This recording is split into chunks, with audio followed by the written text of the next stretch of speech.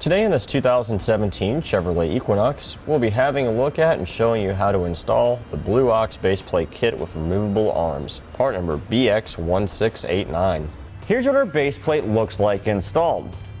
As you can see, we have a nice clean look on our vehicle when we're not hooked up to our motorhome. This will make it so people don't really even know that our car's been set up for flat tow. And also, we don't have much sticking out past the front, so it's not something we're going to walk into as we walk in front of the vehicle. Inside our sockets where our arms go, we have these plugs we can place in, so when we're not towing, we can keep dirt and debris outside of the plug, making it easy to insert our arms. We have our safety cable attachment points right here. We have hardware to mount a breakaway switch if we're using a supplemental braking system. And we have two prongs that come off the center for any electrical attachments you may need, such as a 6-way round, which we have here. Now, the reason you're going to want a base plate is because this provides the attachment point on your Equinox for you to hook up a tow bar so you can flat tow your Equinox behind your motorhome. One thing that I really like about this base plate is how easy it is to use. We'll simply pull out our plug, we'll take our removable arm, make sure this tab is horizontal, stick it in, press, rotate, and then our spring-loaded pin will lock it into place. And this gives us the attachment point right here for our tow bar. Our other side works exactly the same way. And when we've arrived at our destination and hooked from our motorhome, our removable arms easily come out. We simply pull our pin, rotate the arm 90 degrees, and pull it straight out, and replace our cover. One great feature about this base plate is that it is compatible with most Blue Ox tow bars out there. So even if you have an older one, don't worry, you should be able to connect to it just fine with the removable arms. For this particular flat tow setup, we use a Blue Ox base plate kit with removable arms, the Hopkins custom taillight wiring kit for towed vehicles, a Roadmaster Fuse Master fuse bypass, a Blue Ox 7-wire to 6-wire coiled cord kit, a Roadmaster battery charge line kit, a Blue Ox Patriot 2 portable braking system, and a Blue Ox Alpha tow bar. Now, depending upon your application, you may or may not need a high-low adapter to ensure that your tow bar is level between your motorhome and Equinox. We have many different options available for you on our website. And now that we've gone over some features, we'll show you how to get it installed. To begin our install, we'll start by having our hood open so we can access hardware that holds our fascia on. On each side of our fascia, we'll have two plastic push pin fasteners that we need to remove. Keep in mind, everything that we do on one side, we'll do on the other side. The way these work, you can use a flathead screwdriver or trim panel tool. You can pop up the center section, and then you can get the entire push pin to come out. Now we have two T15 torque screws to remove on each side.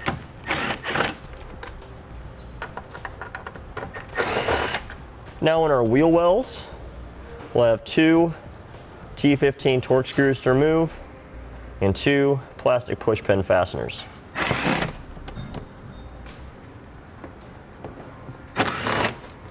These plastic push pin fasteners work the exact same as the ones on top. At the top of our fascia where it meets the fender, there's a 7mm screw to remove.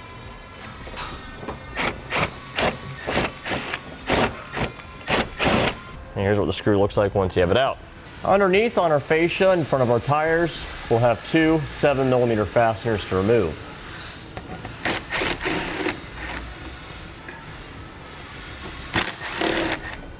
Okay, this triangular piece behind our headlights, we're going to lift up on it. Just kind of pull it up. That way we have clearance around our fascia right here.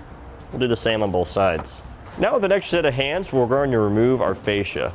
We'll start by grabbing it where it meets the fender and pulling back. Now we'll make sure we disconnect our fog lights. To do that, we'll slide back on this red tab, push down on this gray one, and pull to separate. Now we'll set the fascia aside where it won't get damaged.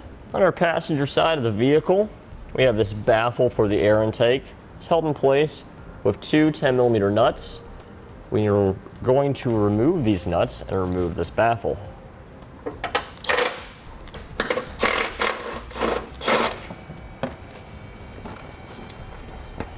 Just grab it and pull down. And we'll set it aside. On the driver's side of our vehicle, we need to remove this reinforcement plate that's in front of the washer fluid reservoir. Inside these two holes here, we'll find 10mm bolts. Then we have two 15mm bolts on the outside of it.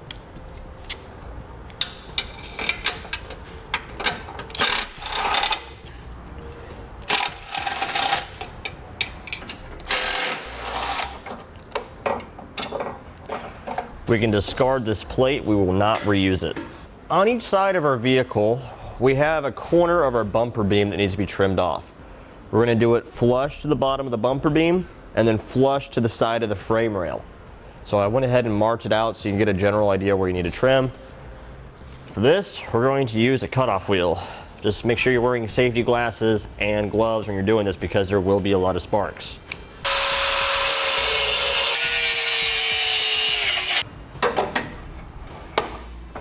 There is a second layer inside that we're going to have to cut, but we have to bend it down first in order to get to it. Once we have it cut, we'll just bend it back and forth until it breaks off.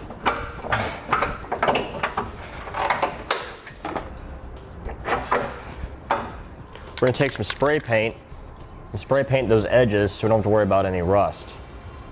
Doesn't matter what color you use since this area is not visible behind the fascia. Now right here on the edge of our bumper beam, take a pair of pliers. We're going to bend it out so it's about 90 degrees. We're going to do this on both sides. This is our ambient air temperature sensor. We'll use a trim panel tool and we'll unsnap it. With it unsnapped, we'll just set it aside out of the way. Where our ambient air temperature sensor was, I marked out an area we're going to have to trim out. For this, we can just use a sharp utility knife, being mindful that we don't want to poke a hole in the AC condenser behind it. We can also use a rotary tool if we have one, but a utility knife works pretty well too.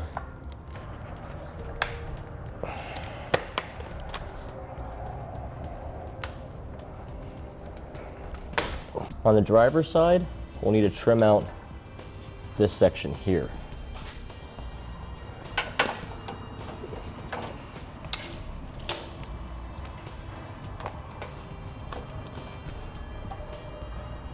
On the passenger side, there's one more area that we need to trim out right in this area here. I'll show you how to do it with a rotary tool now.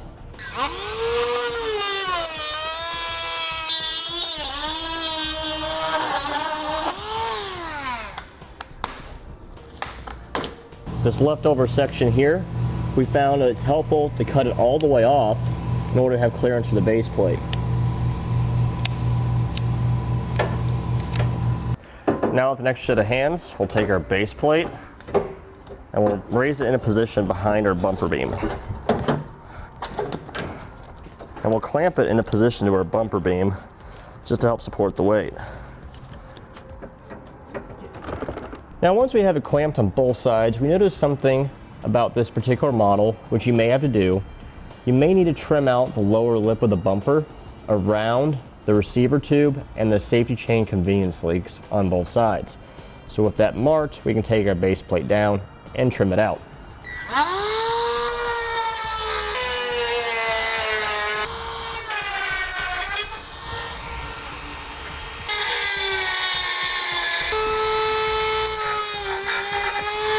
Okay, with our bumper beam notched, we can now get our base plate into its final position.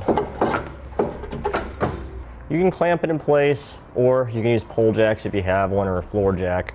We have it all the way to the edge in the front of our bumper beam. We have the appropriate spacing here at the top to the inside edge of our frame rail as indicated in the instructions. Now we need to start by drilling a hole through our base plate into the frame on this top location. As you can see right here though, on our driver's side, This section here is in the way, so we're going to cut this off so we have access to easily get in with our drill bit. Right, like that will be okay.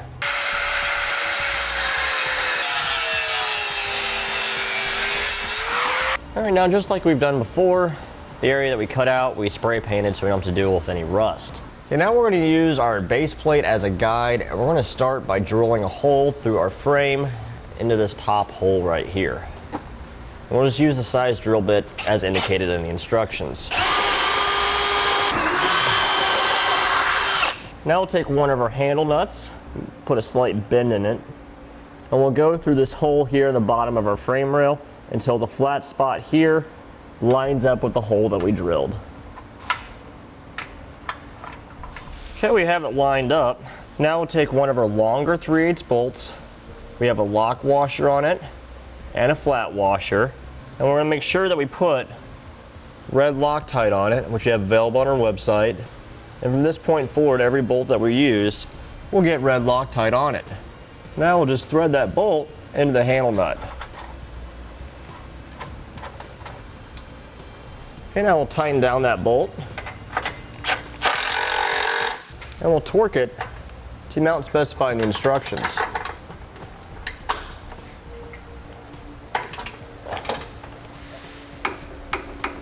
All right, now that we have one of our bolts holding it in place, it's safe that we can remove our support device that held the base plate up, and we'll drill out our other 3 holes the exact same way.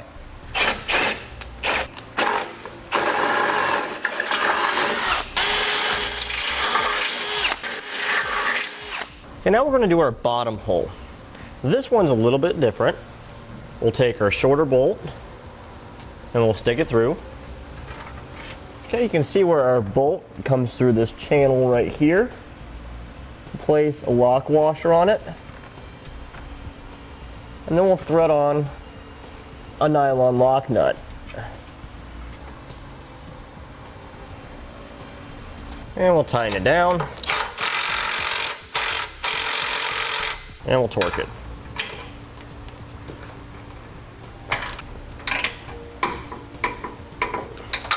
Okay, now we'll do this one right here the exact same way that we did our top one. Now right below this hole, on the driver's side only, there's a weld nut right about in this location. We're going to have to remove this weld nut in order for our nut plate to sit flat against the inside of our frame, thus ensuring we have proper torque and our base plate is secured properly. All right, we have a look through the inside of our frame rail where we inserted our handle nuts through. You can see the end of the weld nut. So we can use a pry bar, stick it on that, and beat it off, going through the hole where we installed our handle nuts through. Okay, with that nut knocked out on the driver's side now, we stuck our handle nut in place and used the same hardware as we have for these other 2 locations here. Now we'll use a pair of side cutters and we'll just twist our handle nuts until they snap off. We went ahead and attached our safety cables, wrapping them around our subframe and securing them to our base plate with the provided quick link. We use a zip tie to secure up the slack at our cables so we don't have to worry about them coming in contact with any moving parts or rubbing against any hoses. We have zip ties available on our website. We used another zip tie to secure our ambient air temperature sensor to our base plate. Now we'll take 3 washers that we'll have to provide ourselves. They're 1/4-inch flat washers. And we'll place them over each one of the studs that our baffle mounts on. So we'll have 3 on each one. And now we'll reinstall our baffle.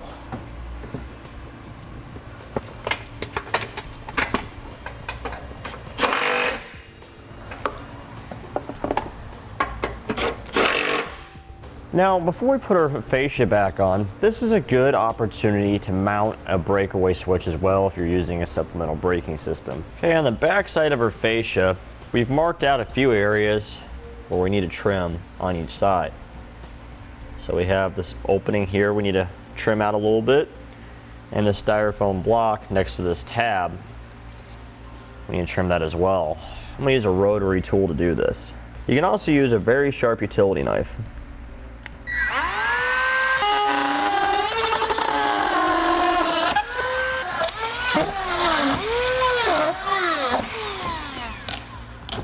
We'll do the same on the other side.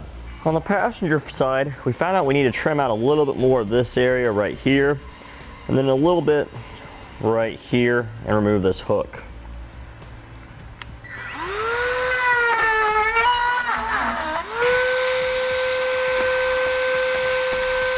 All right, now with an extra set of hands, we'll reinstall our fascia, making sure we plug back in any electrical connectors that we have.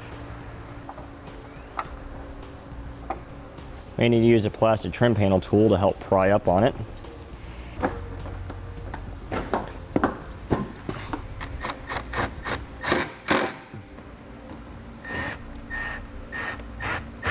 And that completes our look at and showing you how to install the Blue Ox baseplate kit with removable arms, part number BX1689 on this 2017 Chevrolet Equinox.